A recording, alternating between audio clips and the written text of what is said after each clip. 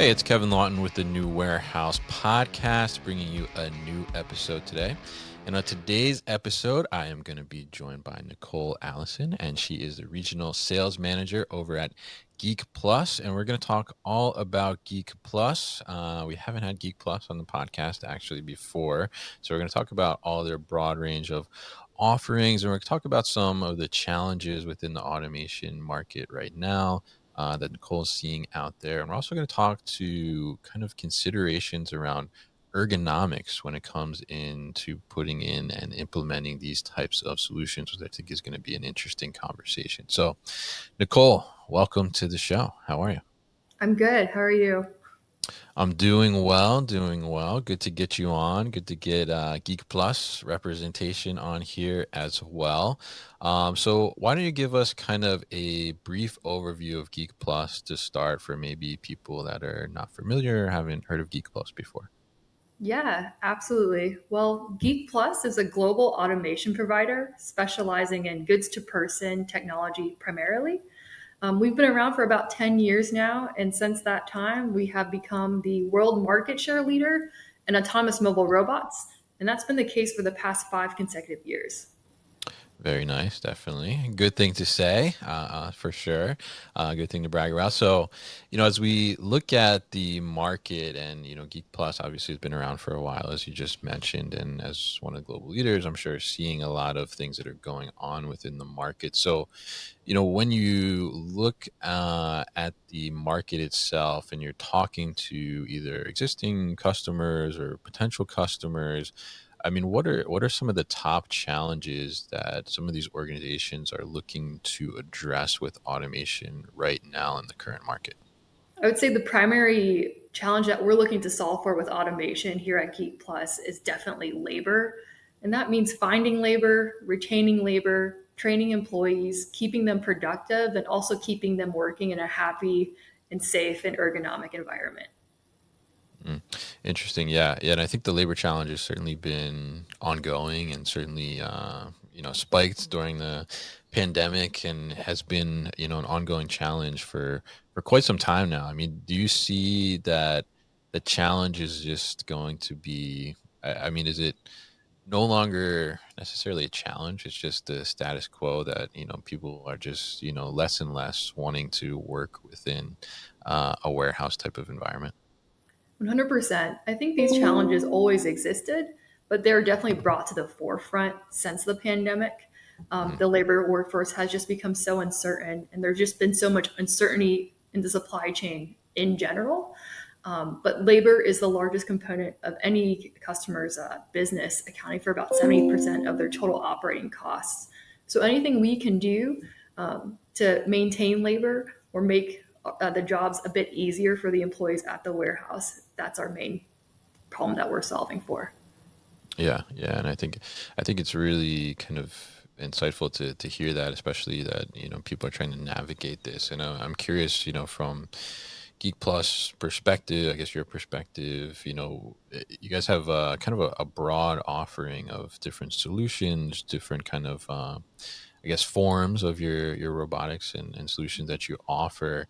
Now, as you look at that and people are looking to address these labor challenges, I mean, how does having, a bunch of different form factors and solutions to offer to the customer, and how does that help the customer kind of get a more comprehensive solution when they work with you and address, not just labor concerns in a specific department, but maybe multiple different departments within their operation?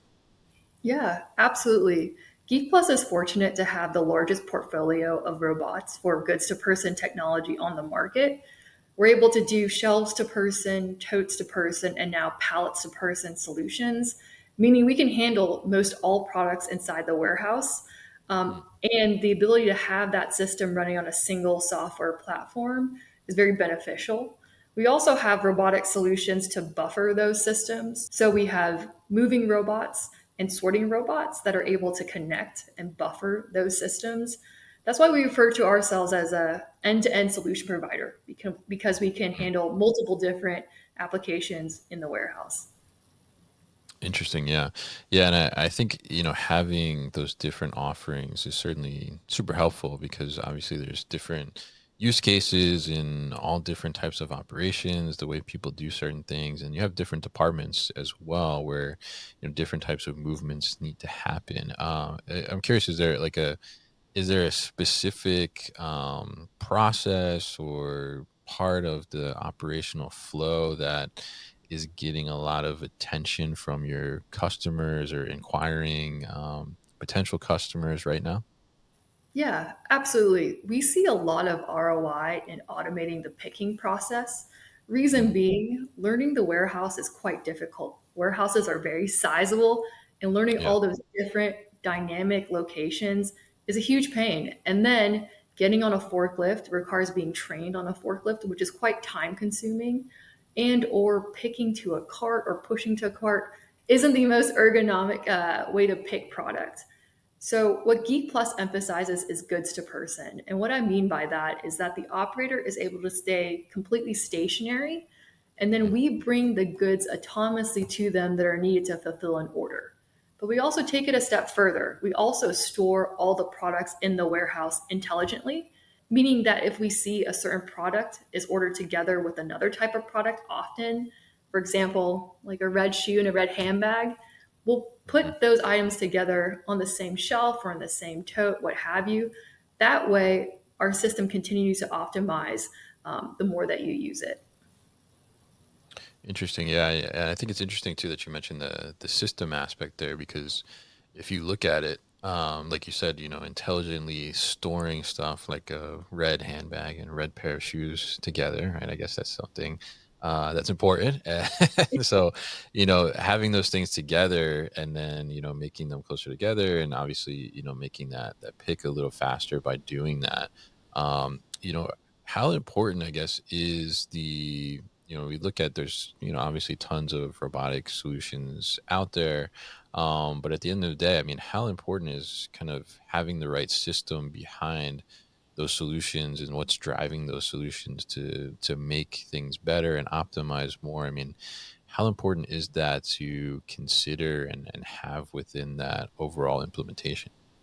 I would say it's hugely important. I mean, the hardware is one component of the process, but it's really the Mm, software that drives the solution. So our software, we use our own proprietary systems, but we're looking at order data and continuing to optimize based on several different factors, such as correlation. Again, that red shoe and red handbag, are they ordered yeah. together a lot? Also, weight. So we want to store heavier products towards the bottom of whatever system that we're doing. Um, and also, just your typical A, B, C, D SKU velocity will bring the A movers closer to the workstation or on the lower levels of the system and put the D movers closer to the top or towards the back of the system. It's like we're reslotting your warehouse every time we're putting product away into one of our automated solutions.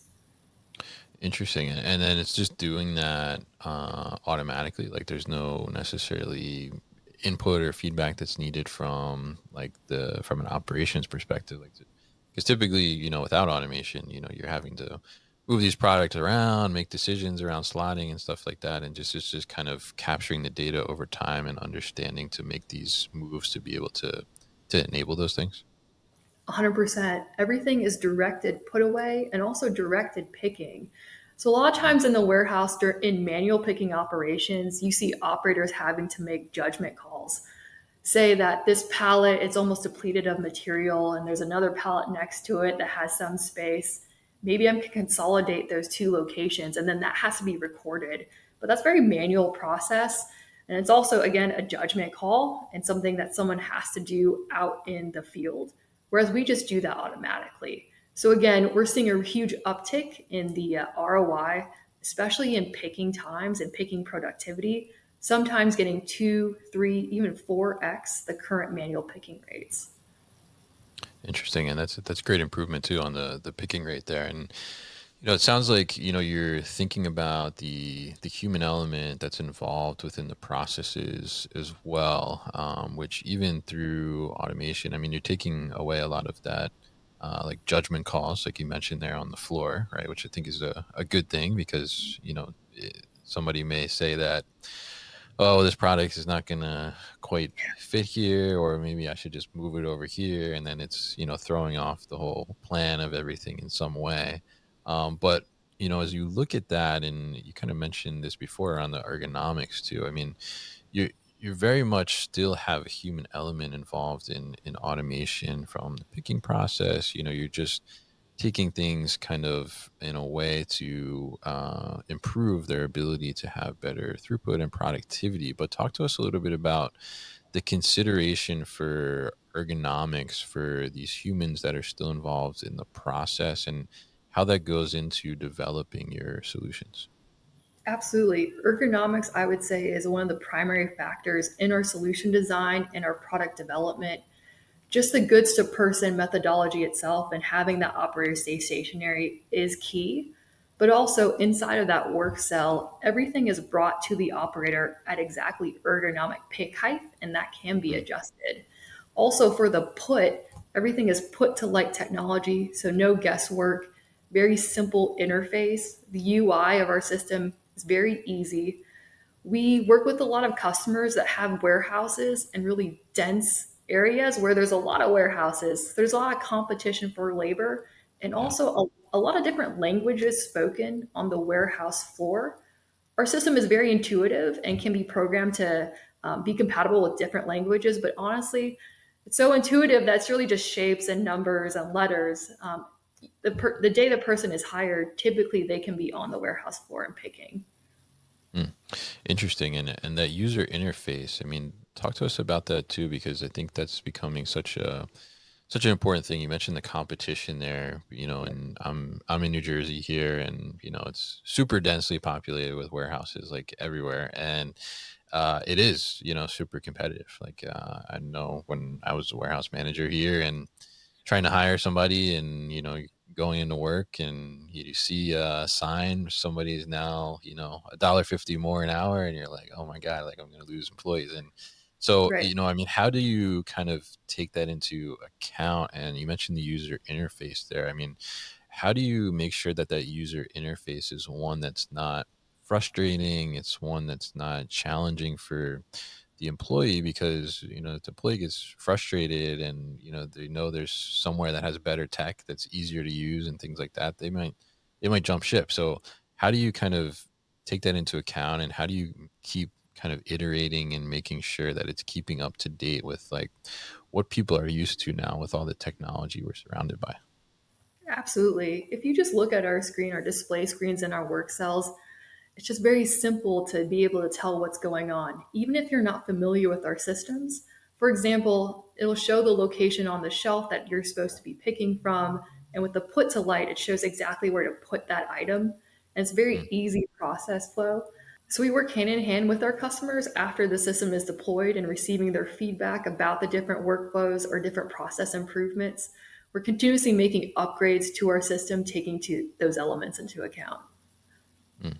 Yeah, and I think that's so important because our lives, and especially the newer generations like coming up too as well, are just growing up like digitally Yeah. native with everything around them. So like coming into the workplace and having that user interface be super simple, and akin to what we're used to on a smartphone or something like that, like easy to navigate, I think is super important for that retention and for that employee just satisfaction and well-being overall, right? And I think it's very interesting how you're taking that into consideration, and also the ergonomic standpoint as well. And now I'm curious too about, because you guys have a broad offering of solutions like we talked about. You mentioned you have the most out there, or I forget what the stat was, you said something like that. But there's lots out there, and it's not necessarily where obviously companies would like for organizations come to them and say, do all my automation for me. But there's different processes, there's different nuances where they may run into situations where they need to use something from Geek Plus, and then maybe they need to use something from a different company as well. But at the end of the day, all of that kind of needs to communicate with each other. So I'm curious, how does Geek Plus kind of approach interoperability, and partnerships with other robotics companies as well, to make sure that customers can have those kind of non-interrupted workflows and all that communication can happen together. Absolutely. So, a lot of the systems that we deploy are in brownfield operations. And as you Mm, know, those can't be shut down. And so yeah. that does require us integrating with sometimes like downstream solutions such as conveyor systems, or they might have or sortation system already, and we're tasked to integrate with that. And that's something that we do quite often. Also, our approach to automation is flexible and scalable. So, say the customer would like to start with perhaps their fastest A e-commerce SKUs and then grow the system from there. We're able to do so. It's really just as simple as laying down more QR codes and providing the customer more robots and workstations. Also, the good thing about Geek Plus is that we can move our systems, which not a lot of people Mm, can do. So if you're moving warehouses, you can take these systems with you and redeploy them. I've also seen our robots move their picking operation to another side of the warehouse, which mm. happens quite often. Oftentimes customers lease the other side of the building, or they have a new customer coming in if they're a 3PL. So our customers really do appreciate the flexibility that Geek Plus provides. Mm. Interesting, yeah, and I think that flexibility is super important, and being able to move or adjust as you need it, and you mentioned in there too about where a customer kind of wants to start with their automation, right? Whether they're going into brownfield or greenfield, whatever the case may be, but I think that's a great point there. I mean, how do you recommend when you talk to customers who are just starting out thinking about automation or bringing robotics into their operation, how do you recommend that they kind of start maybe to, I guess, get their feet wet a little bit in the robot world? I mean, what's really that starting point that you recommend? Absolutely. We have a very consultative approach. So I do recommend just engaging with our team and showcasing what are your challenges and being quite open with us. We also do quite a lot of data analysis with the customer to really determine, hey, where are we going to see the most ROI and where is a good place to start? And that might not be the same between customers, right? That might differ Mm, quite a bit. We do see a lot of our customers starting with their picking and automating that.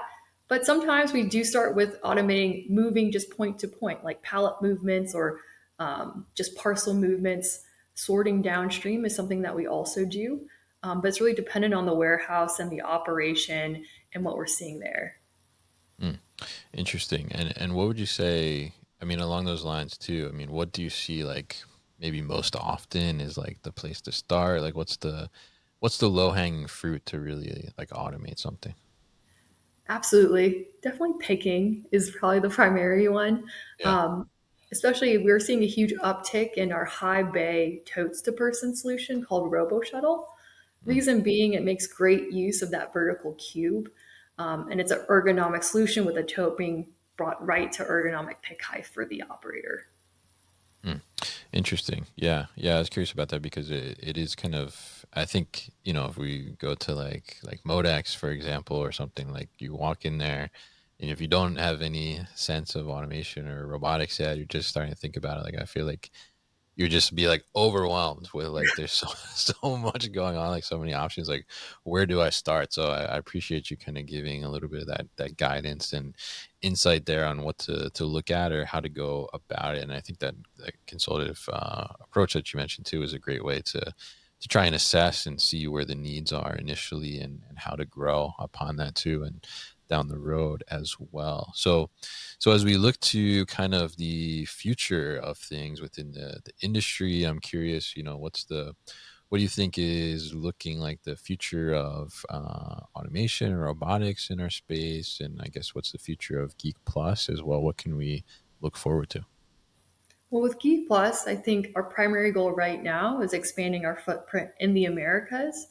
We've only been in the Americas for about 5 years, but since that time, our number of projects has grown exponentially year over year.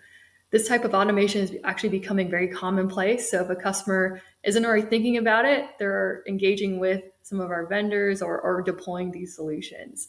I see the future for Geek Plus is becoming more involved on what happens downstream, right? So we are able to provide these really, really fast picking rates Is that done with a batch pick? And if so, what's our sorting solution look like downstream? And we do have some, and they're quite good, but we're always looking at making those faster and more agile. Mm. Very interesting, and I think we'll be looking forward to that definitely to see kind of the continued evolution, how that expansion comes into the Americas as well, and also just how you continue to evolve and come up with new iterations, especially from like the human element side too, that we talked about today a little bit, and the user interface and the ergonomics. And I love that you're taking all that into account to make a really great solution for your end customer and the end user that's actually interacting with the robots every single day from that perspective as well. And I think also, if we look to the future too, I heard that you guys may be having an innovation center opening somewhere around Atlanta. I think, is that, give us some details there. So we are launching or doing a grand opening of our innovation center. It's near Atlanta. We're actually located in Johns Creek, but Okay. that's slated to happen early fall. So please stay tuned about those dates. We'd like to have anyone in the industry there. Be a great way to see all of our systems live. Also, a great source of information is our YouTube channel. If you just Google Geek Plus in YouTube, it'll pop right up. We're posting content every single day. We have some great videos out there. It's a great way to see our current clients and what people are doing out in the market. And also our LinkedIn page. We post a lot of content there as well. All right, awesome. And posting content every day, trying to Every keep up with day. you guys. Yeah. So very interesting to learn about Geek Plus here and dive into a little bit about what you're offering in the space and also your approach to these automation and solution projects as well. And we'll certainly be looking out for the grand opening of the Innovation Center. I definitely want to check it out. I love a good innovation center. So we'll definitely keep an eye out for that. And what's the website? What's the best way to get to more information? It's really straightforward. It's geekplus.com. All right, easy enough. And we'll definitely put all that information, links to the YouTube channel, LinkedIn, their website as well at thenewwarehouse.com so people can easily find it. So, Nicole, thank you once again for your time on the show today. Yeah, thank you for having me. Hey guys, thank you so much for tuning into today's video here on our YouTube channel, The New Warehouse Podcast, and I appreciate you tuning in. If you liked what you saw, make sure you subscribe to our channel, and if you like this video in particular, make sure you like it as well. And if you want to get this great t-shirt that you see in the video behind me, Warehouses Are Sexy, head to warehousesAreSexy.com and get your own.